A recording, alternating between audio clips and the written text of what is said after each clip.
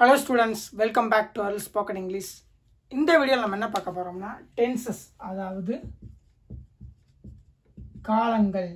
நம்ம வந்து present tense, past tense, future tense அப்படினு சொல்லி மூணு பார்க்க போறோம். சரி, ஏன் இந்த காலங்கள் இருக்கு அப்படினு சொல்லி பார்த்தோம்னா மனிதர்கள் வந்து இன்னைக்கு இருக்கிறத வந்து நிகழ்காலம்னு சொல்லி வச்சுக்கிட்டோம்னா இதுக்கு முன்னாடி இருக்கிறதெல்லாம் இறந்த காலம் அப்படின்னு சொல்லி வச்சுருக்காங்க. அடுத்து வர்ற போகிறதெல்லாம் எதிர்காலம் அப்படின்னு சொல்லி சொல்கிறாங்க. ஓகே, அவங்க தான் வந்து டைம் இப்படி மூணு விதமாக பிரிச்சுருக்காங்க. ஸோ ஒரு செயல் நடக்குது அப்படின்னா அதை நம்ம வந்து வெர்பால் சொல்லிடலாம், ஒரு வெர்பால். அதே நேரத்தில் அந்த செயல் எந்த காலகட்டத்தில் நடந்துச்சு அப்படின்னும் மனிதர்கள் தெரிஞ்சுக்க விரும்புகிறாங்க. நான் சாப்பிடு அப்படின்னு மட்டும் சொல்ல முடியாது. சாப்பிட்டேனா, சாப்பிடுகிறேனா, சாப்பிடுவேனா அப்படிங்கிறத தெளிவாக சொல்லணும். ஸோ செயல் எந்த காலகட்டத்தில் நடந்துச்சு அப்படிங்கிறத சொல்லணும். அப்போ தான் மனிதர்களுக்கு வந்து இந்த செயல் எந்த காலகட்டத்தில் நடந்துச்சுன்னு சொல்லி தெரியும். ஏன்னா ஒரு செயல்னாவே ஏதோ ஒரு காலகட்டத்தில் தான் நடக்கும். அப்படிங்கிறப்ப அது எந்த காலம் அப்படின்னு நம்ம தெளிவாக சொல்லணும். அப்படிங்கிறதுக்காக தான் present tense, past tense, future டென்ஸுன்னு இருக்குது. அப்போ அதை வந்து நம்ம வந்து அது வெர்பு கூட தான் சொல்ல முடியும், ஒரு நவுன் கூட சொல்ல முடியாது. ஏன்னா செயல் தான் ஏதோ ஒரு காலகட்டத்தில் நடக்குது. ஸோ அப்போ நம்ம வெர்பு கூட தான் சொல்ல முடியும். அதனால தான் படித்தேன் அப்படின்னு சொல்லி இது வந்து பாஸ்ட் டென்ஸ் அப்படின்னு சொல்லி சொல்கிறோம். வெர்பு கூட தான் நம்ம சேர்த்து சொல்கிறோம். புரியுதுங்களா? செயல் தான் ஏதோ ஒரு காலகட்டத்தில் நடக்குது. இப்போ நான் படித்தேங்கிறலாம் நான் வந்து ஏதோ ஒரு காலகட்டத்தில் நடக்கலை, நான் வந்து படித்தது தான் ஏதோ ஒரு காலகட்டத்தில் நடக்குது. அப்போ அது எந்த காலகட்டம்? இறந்த காலமா, நிகழ்காலமா, எதிர்காலமா? அப்போ வந்து நம்ம வந்து அதை வந்து இந்த வெர்பில் தான் நம்ம சொல்ல முடியும். அப்போ வெர்புக்கு வந்து present tense, past tense, future tense மூணு வெர்பு வச்சுருக்காங்க. இப்போ டேக், டுக், வில் டேக், இது வந்து எதிர்காலத்துக்கு யூஸ் பண்ணுறது. டேக்கன் வந்து பார்த்தீங்கன்னா பாஸ்ட் பார்ட்டிசிபிள், அது என்ன அப்புறம் சொல்லி அடுத்து பார்ப்போம்.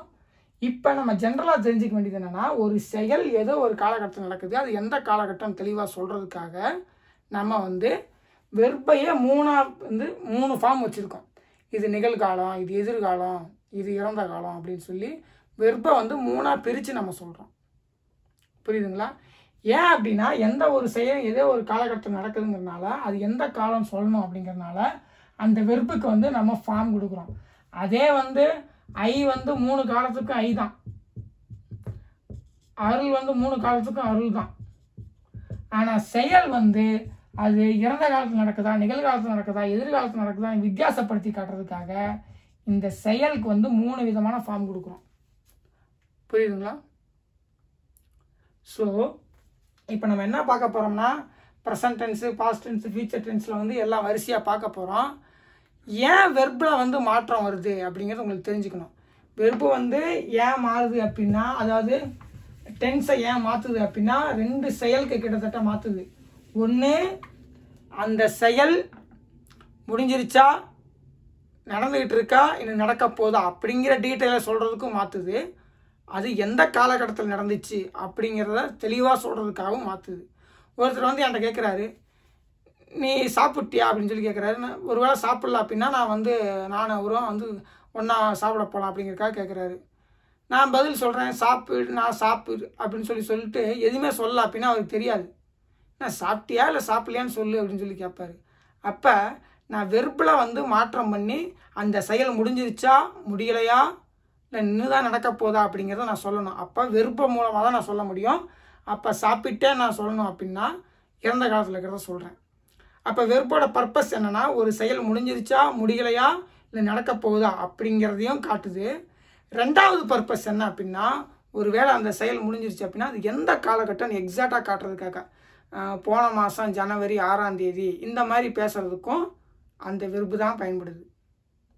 புரியுதுங்களா? ஒரு டைம் எக்ஸாக்டாக சொல்லி இப்போ தான் நடந்துச்சு அப்படின்னு சொல்கிறதுக்கும் நம்ம அந்த வெர்பில் சேஞ்ச் பண்ணி நம்ம வந்து இப்போ தான், ஏன்னா வந்து பார்த்திங்கன்னா ஜனவரி 6 ஒரு டைம் 10 மணி இதெல்லாம் வந்து பார்த்திங்கன்னா அப்படியே தூக்கிட்டு இதை வந்து நம்ம எதிர்காலத்துக்கும் பேச முடியும். நான் ஜனவரி 6 காலை 10 மணி வருவேன்னு சொல்ல முடியும். நான் ஜனவரி 6 காலை 10 மணிக்கு வந்தேன்னு சொல்ல முடியும். நான் ஜனவரி 6 காலை 10 மணிக்கு வருகிறேன்னு சொல்ல முடியும். அப்போ ஜனவரி 6 10 மணி அப்படிங்கிறலாம் மூணுலேயும் ஒன்று தான். ஆனால் வருகிறேன், வந்தேன், வருவேன் அதுதான் வந்து இது நிகழ்காலமா எதிர்காலமா இறந்த காலமான்னு மாற்றுது. இந்த செயல் எப்போ நடந்துச்சுன்னு சொல்லி காட்டுது. அப்போ நம்ம வந்து வெர்பு ஃபார்ம் 3 வந்து கிரியேட் பண்ண வேண்டிய சூழ்நிலையில் இருக்கோம். அதனால தான் present tense, past tense, future டென்ஸுன்னு இருக்குது.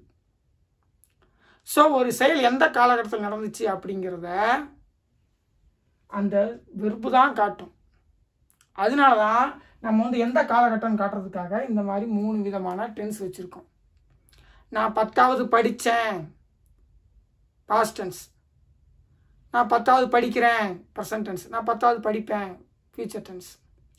இதே நான் 10வது வந்து இப்போ படிச்சுக்கிட்டு இருக்கேன், இன்னும் 10 வருஷம் கழிச்சு நான் என்ன சொல்லுவேன்னா 10வது படித்தேன்னு தான் சொல்லுவேன். ஸோ இந்த செயலை நான் வந்து ஃப்யூச்சரில் கூட பேச முடியும். அப்போ இந்த மாதிரியான செயல்களெல்லாம், தன்மைகள்லாம் நம்ம வந்து மனிதர்கள் வித்தியாசமாக பேசுகிறதுக்கு எது கொண்டு வந்து கொடுக்கும் அப்படின்னா இந்த வெர்பில் சேஞ்சஸ் பண்ணால் தான் கொடுக்கும். அந்த வெர்பு சேஞ்சஸ் எதனால் நடக்கும்னா இந்த டென்ஸ்னால, அதாவது நம்ம டைமை சேஞ்ச் பண்ணுறதுனால, இறந்த காலம், நிகழ்காலம், எதிர்காலம், இந்த டைமை சேஞ்ச் பண்ணுறதுனால நம்ம வந்து விதவிதமாக பேச முடியும். இறந்த காலத்தை பேச முடியும், நிகழ்காலத்தை பேச முடியும், எதிர்காலத்தை பேச முடியும். இப்போ சொன்னோன்னா உங்களுக்கு வந்து புரிஞ்சும் புரியாத மாதிரி இருக்கும். Present tense, past tense, future tense கண்டினியூஸாக நம்ம வந்து அதில் இருக்கிற simple, present continuous, past continuous, future continuous, present perfect continuous, இந்த மாதிரி எல்லாம் பார்க்க போகிறோம். அப்போ வந்து உங்களுக்கு வந்து தெளிவாக புரியும், ஓ இந்த மாதிரிலாம் இருக்குது அப்படின்னு சொல்லி. ஏன் அப்படின்னா இப்போ நீங்கள் புதுசாக வந்து நம்ம வந்து வெர்பை சேஞ்ச் பண்ணோம்னா அந்த டென்ஸை மாற்றலாம் அப்படின்னு சொல்லும்போது உங்களுக்கு கொஞ்சம் குழப்பமாக இருக்கும். ஏன் அப்படின்னா நம்ம வந்து வெர்பை, அதாவது டென்ஸை சேஞ்ச் பண்ணி தான் ஒரு விஷயம் முன்னாடி நடந்துச்சுன்னு சொல்ல முடியும், ஒரு விஷயம் இப்போ நடந்துகிட்டு இருக்குன்னு சொல்ல முடியும், ஒரு விஷயம் வருங்காலத்தில் நடக்குன்னு சொல்ல முடியும். மற்றபடி ஒரு நவுனையோ ஒரு அஜெக்டிவோ ஒரு ப்ரிப்போசிஷனை சேஞ்ச் பண்ணி சொல்ல முடியாது. ஒரு செயலை அதில் மாற்றம் கொண்டு வந்து தான் அது இறந்த கால செயல் ஒன்று தான், ஆனால் சின்ன மாற்றம் கொண்டு வந்து அது இறந்த காலம் அப்படின்னு காட்டுறோம். சின்ன மாற்றத்தை கொண்டு வந்து நிகழ்காலம் காட்டுறோம், சின்ன மாற்றத்தை கொண்டு வந்து எதிர்காலம் காட்டுறோம். ஏன்னா 3 ஒரே மாதிரி இருந்து அப்படின்னா குழப்பம் வந்துடும். சிலது இருக்குது கட்டுங்கிறதுலாம், ஆனால் அந்த மாதிரி வெறுப்பெல்லாம் வந்து அதுக்கு முன்னாடி என்ன டென்ஸில் பேசிகிட்டு இருக்காங்களோ அப்படி நம்ம எடுத்துக்கணும் அந்த மாதிரி. ஸோ டென்ஸ் ஏன் இருக்குது அப்படின்னா ஒரு செயல் எப்போ நடந்துச்சு அப்படிங்கிறத காட்டுறது வந்து டென்ஸு தான். அதனால தான் இப்போ வெர்பு அப்படின்னு வச்சுக்கணும், நம்ம வந்து டேக்கு அப்படின்னு சொல்லி எடுத்துகிட்டு எல்லா இதுக்கும் போட்டு போயிட்டே இருக்கலாம். ஆனால் ஒருவேளை இது இறந்த காலத்தில் நடந்துச்சு அப்படின்னு சொல்லும்போது அந்த டேக்குக்கு வந்து நம்ம டுக்குன்னு போட்டு இது முன்னாடி எனக்கு முடிஞ்சிருச்சு அப்படின்னு சொல்லி நம்ம காட்டுறோம். ஏன் அப்படின்னா ஒரு செயல் எப்போ நடந்துகிட்டு இருக்கு அப்படின்னு சொல்லி நமக்கு தெளிவாக தெரியணும், மனிதர்கள் தெரிஞ்சுக்க விரும்புவாங்க. அதனால தான் இந்த டென்சஸ்லாம் கொண்டு வரோம். வெறும் ஆக்ஷனை மட்டுமே நம்ம சொல்லிகிட்டு இருந்தோம்னா அப்போ முந்தானே ஒரு செயல் நடந்திருக்கு அதை இன்றைக்கி சொல்லணும் அப்படின்னா அப்போ அங்கேயும் வந்து நம்ம டேக் போட்டுக்கிட்டு இருந்தோம்னா அது இப்போ நடந்துகிட்டு இருக்குங்கிற மாதிரி ஆகிடும். அப்போ அதுக்கு தகுந்த மாதிரி ஒரு வெர்பு கிரியேட் பண்ணி இந்த செயல் முடிஞ்சிருச்சு அப்படின்னு சொல்லி காட்டணும். வருங்காலத்தில் தான் நடக்க போகுது அப்படின்னா அப்போ அதுக்கு தகுந்த மாதிரி வெர்பில் சேஞ்சஸ் பண்ணி வருங்காலத்தில் தான் நடக்க போகுதுன்னு சொல்லி காட்டணும். ஏன் அப்படின்னா ஒரு செயல் அப்படிங்கிறது முன்னாடியும் நடந்திருக்கும், இப்போவும் நடந்துகிட்டு இருக்கும், வருங்காலத்துலேயும் நடக்கும். அப்படிங்கிறப்ப இது எப்போ நடந்துச்சுன்னு சொல்லி தெளிவாக நம்ம பேசணும் அப்படின்னா நமக்கு வந்து ப்ரெசண்ட்டு, பாஸ்ட்டு, ஃபியூச்சருங்கிற டென்சஸ்லாம் தேவைப்படுது. நான் 10வதுல மார்க் எடுத்தேன் அப்படிங்கிறது இப்பயும் 10வதுல மார்க் எடுத்திருக்கேன்னு சொல்லிட்டு இருக்க முடியாது, எடுத்தேன்னு தான் சொல்ல முடியும். அப்போ இது வந்து இறந்த காலத்தில் நடந்துச்சு அப்படின்னு காட்டுறதுக்காக நம்ம வந்து வெர்பில் சேஞ்சஸ் பண்ணுறோம். அப்போ அந்த மாதிரி சேஞ்சஸ் பண்ணி இந்த மாதிரி டென்ஸ்லாம் கிரியேட் பண்ணி எக்ஸாக்டாக நம்ம மனிதர்கள் பேசுகிறாங்க இது வந்து முன்னாடி நடந்தது செயல் அப்படின்னு. அதுக்கு தான் நமக்கு வந்து இந்த ப்ரெசண்ட்டு, பாஸ்ட்டு, ஃபியூச்சர் இதெல்லாம் தேவைப்படுது. இப்போ வந்து சொன்னோன்னா உங்களுக்கு வந்து கொஞ்சம் புரியாத மாதிரி இருக்கும். நம்ம வந்து எக்ஸாம்பிள்ஸ் பார்க்கும்போது பார்த்தீங்கன்னு வச்சுக்கோங்க, உங்களுக்கு இதெல்லாம் இப்படி தான் ஃபங்க்ஷன் ஆகுதா அப்படின்னு சொல்லி உங்களுக்கு தெளிவாக தெரிஞ்சிடும். ஏன்னா டென்ஸ் வந்து எக்ஸாக்டாக சொல்லும்போது வந்து உங்களுக்கு புரியாத மாதிரி இருக்கும். ஆனால் எக்ஸாம்பிள் பார்க்கும்போது வந்து உங்களுக்கு தெளிவாக புரிஞ்சிடும், சூப்பராக இருக்குது. அதாவது எக்ஸாம்பிள்னால் ஒவ்வொரு டென்ஸாக நம்ம பார்த்துக்கிட்டு வரும்போது வந்து உங்களுக்கு சூப்பராக தெளிவாக புரிஞ்சிடும். ஏன்னா இப்போ வந்து மொத்தமாக எல்லா டென்ஸையும் ஓவராலாக கவர் பண்ணுறதுனால இன்ட்ரடக்ஷன்னால உங்களுக்கு அப்படி இருக்குது. அதே நேரத்தில் ஒவ்வொரு டென்ஸாக தனித்தனி டென்ஸாக பார்த்துட்டு வரும்போது உங்களுக்கு சூப்பராக தெளிவாக புரிஞ்சிடும். ஸோ நெக்ஸ்ட் கிளாஸ் பார்த்தீங்கன்னா நம்ம வந்து டென்சஸ் வந்து ஒவ்வொரு டென்ஸாக வந்து பார்க்க போகிறோம். தேங்க்யூ.